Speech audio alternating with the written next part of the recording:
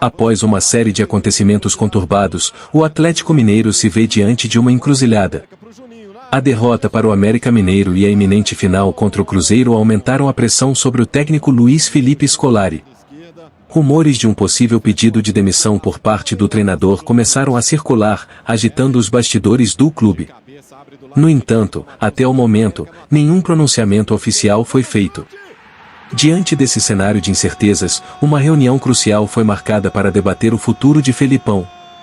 O desempenho irregular da equipe, somado a algumas interações controversas do treinador com a torcida, gerou intensos debates na cúpula alvinegra. Em contato com o portal GE, Acais Felegigger, assessor de Felipão, negou categoricamente qualquer intenção de demissão por parte do treinador.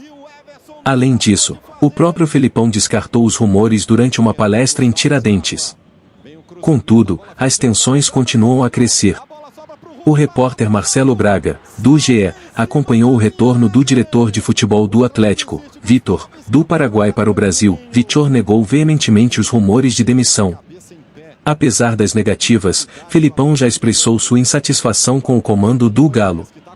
Discussões com torcedores e resultados abaixo do esperado deixam o técnico em uma posição delicada. Com um retrospecto de 10 jogos, sendo 5 vitórias, 3 derrotas e 2 empates, o futuro de Felipão permanece incerto. Seu contrato vigente até o final de 2024 coloca ainda mais pressão sobre seus ombros.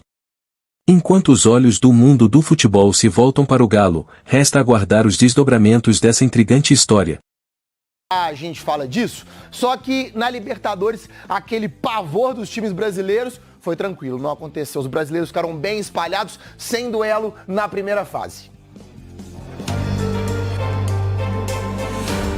Teve dirigente que deixou o Paraguai satisfeito. Ano passado pegamos um grupo considerado um grupo mais difícil do que esse desse ano e passamos e fomos campeões. E me preocupo muito com a questão da logística e com a questão da altitude.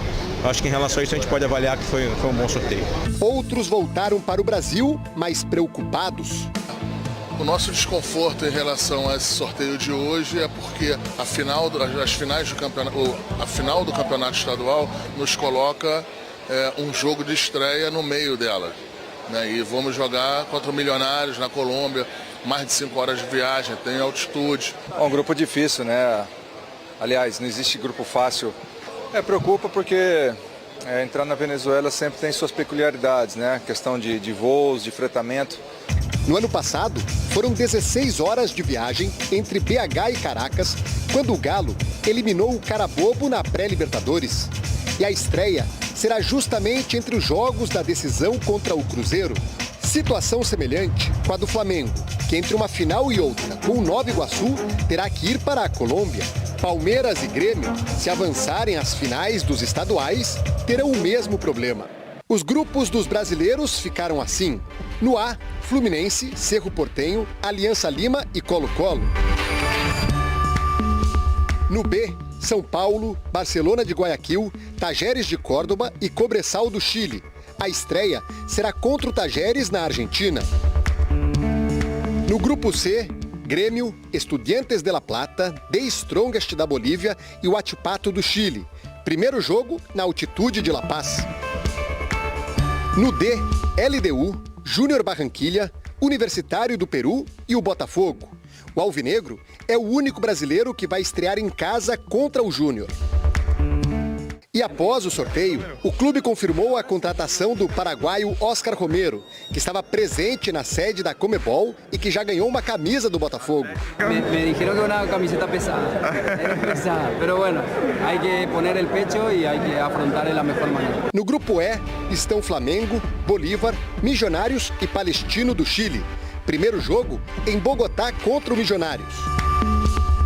No F, Palmeiras, Independiente del Valle, São Lourenço e Liverpool do Uruguai. A estreia será na Argentina, contra o São Lourenço. No G estão Peñarol, Atlético Mineiro, Rosário Central e Caracas, contra quem o Galo fará a estreia. Será uma fase de grupos sem confrontos entre times brasileiros. O Botafogo, que estava no pote 4, era o que tinha mais chances de cair num grupo da morte. Mas após o sorteio, a sensação dos dirigentes é que os grupos ficaram bastante equilibrados. Surpreendentemente até, porque é difícil apontar um grupo da morte ou um grupo mais fraco. Acho que isso mostra muito do que é o nivelamento da competição. A primeira rodada será entre os dias 2 e 4 de abril. São Paulo, Flamengo, Grêmio e Palmeiras brigam para ser o primeiro time brasileiro tetracampeão da competição. Nos últimos 5 anos, só deu Brasil. E este ano, a final será em Buenos Aires. Haverá uma invasão brasileira à capital argentina?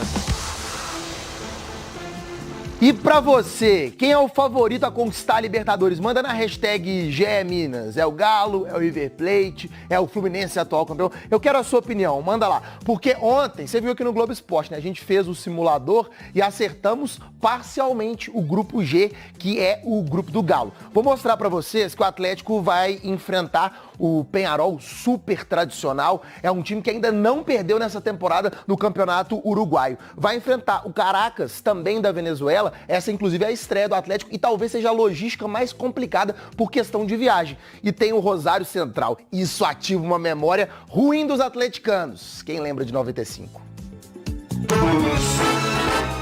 O sorteio da Libertadores até que começou bem pro Galo. Pra se sentir em casa, um rostinho familiar. Adivinha quem ia sortear as bolinhas do pote 2 onde estava o Galo? Lucas Prato do Atlético! Lucas Prato, argentino, ele tem estrela! Um artilheiro com história no Atlético. Quem sabe um sinal de esperança que boas novas viriam na sequência? O Vitor avisou. Não existe grupo fácil numa competição como a Libertadores. Na vez do pote 2, nada de Galo. Grupo A, B, C, D, Z, J. Já tinha falado o alfabeto inteiro, até o grego, e não tinha aparecido o Atlético. Até que finalmente... Atlético Mineiro, do Brasil.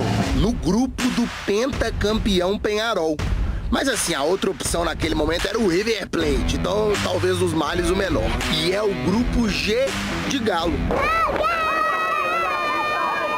E você não vai acreditar quem que é o técnico do Peñarol. Uma equipe treinada por um treinador que a gente já conhece, né, que é o Aguirre. E o Vitor conhece ele bem mesmo. Era o goleiro lá em 2015 e 2016, quando o Aguirre comandou o Galo. Outro rostinho conhecido na hora de sortear o terceiro nome desse grupo... Rosário Central, da Argentina. Deu até aquele arrepio na nuca dos atleticanos mais experientes que viveram a década de 90. Péssimas memórias pra quem lembra da final da Copa Conmebol de 95. O jogo de ida, 4-0 pra incendiar um Mineirão debaixo de chuva.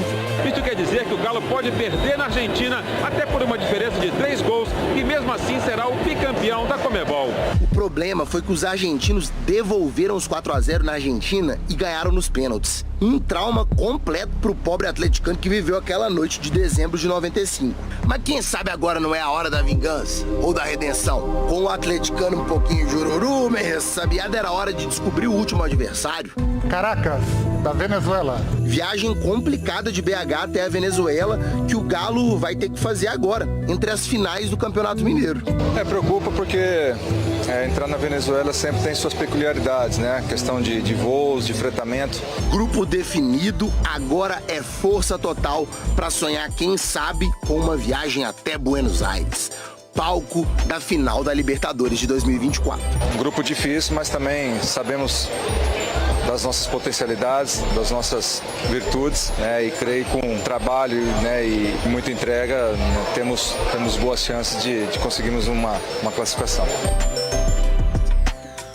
Então, cruzeirenses e atleticanos podem ficar de olho, porque a previsão é que ainda hoje a Conmebol defina a data dos jogos da Libertadores e da Sul-Americana. Lembrando que entre as duas primeiras rodadas das competições continentais, Atlético e Cruzeiro tem as finais do Campeonato Mineiro, meu amigo. Vai ser animadíssimo daquele jeitinho que a gente gosta.